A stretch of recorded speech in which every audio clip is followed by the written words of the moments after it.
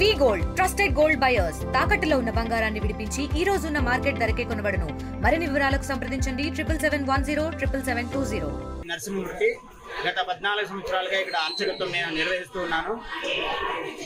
EO గారు మీరు భక్తాదులంతా కలిసి వద్దన్నారు, మీరు టెంపుల్ కీస్ ఇచ్చేయండి అని అంటే 8 నెలల క్రితం ఆయనకి హ్యాండ్ ఓవర్ చేశాము. దాని తర్వాత కోర్టుకి వెళ్తే కోర్టు మీరే కంటిన్యూ కాండి అని మాకు ఉత్తర్వులు ఇచ్చింది, హైకోర్టు ఆర్డర్ ఇచ్చింది. ఈరోజు ఈవో గారు కీస్ హ్యాండ్ ఓవర్ చేశారు. కానీ పుర ప్రజలు వాళ్ళంతా శ్రీవేష్ణే కావాలా, మీరు వద్దు అని మీరు వద్దని మీరే రాసియండి అని వాళ్ళు చెప్తూ ఉన్నారు. అందుకని నేను ఈవో గారిని అడుగుతాను, మీరు చేయమంటే చేస్తాం, లేదంటే ఆయనకే కళాలు అప్పగిస్తామని ప్రస్తుతంగా అందరికీ తెలియజేస్తున్నాను.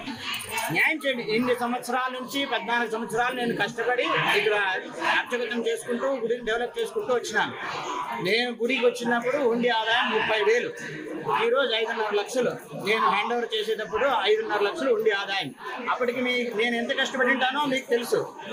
కాబట్టి దానికి తగ్గట్టుగా నాకు న్యాయం చేయండి అని మేము కోరుతాను. హైకోర్టు మీరే కంటిన్యూ కాండి అని నాకు ఆర్డర్ ఇచ్చింది. వాళ్ళు కూడా తిరుమలకి వెళ్ళారు, వాళ్ళకి వంశపారంపర్య హక్కు ఉందని వాళ్ళు కోర్టుకి వెళ్ళారు. దాంట్లో జడ్జిమెంట్ అయితే ఇంతవరకు రాలేదు. జడ్జిమెంట్ వస్తే వాళ్ళకే ఉంది హక్కు, వంశపారంపర్య హక్కు ఉంది అని వాళ్ళు జడ్జిమెంట్ ఇస్తే వాళ్ళకే ఇచ్చేస్తుంది. ఈవో గారి ద్వారా వాళ్ళకే ఇస్తాం. మీకు ఆర్డర్ వచ్చిన తర్వాత ఈవో సారే మీకు హ్యాండ్ ఓవర్ చేసుకొని చెప్పారు. ఆర్డర్ వచ్చింది అని ఈవో గారికి చెప్పిన తర్వాతనే ఈవో గారు మాకు కీస్ హ్యాండ్ ఓవర్ చేశారు. ఈరోజే కీస్ హ్యాండ్ ఓవర్ తీసుకున్నాం కూడా. వెంకటరమణ స్వామి దేవస్థానంలో మా పూర్వీకమైన తాతగారు ముత్తాతగారి నుంచి చేసుకొస్తా ఉన్నటువంటిది. ఇక్కడ మాకి కొద్ది అనివార్య కారణం వల్ల ఒక 15 ఏళ్ళ వరకు మాకు ఈ దేవస్థానం నుంచి ఆరాధన కైంకర్యాలు చేయడానికి వదిలి దూరంగా ఉండింది. నాన్నగారికి ఆగం కాలేదని చెప్పి పోయిన ఈవో గారు మాకు సర్టిఫికేట్ అది ఇచ్చారు, రాసి ఇచ్చారు. ఆయన ఇలా చేయాలి, మీ కొడుకుని వేద ఆగం నేర్చుకొని వస్తే దేవాలయంలో చేయాల్సినటువంటి కైంకర్యాలను చేయాలని చెప్పి ఉన్నారు.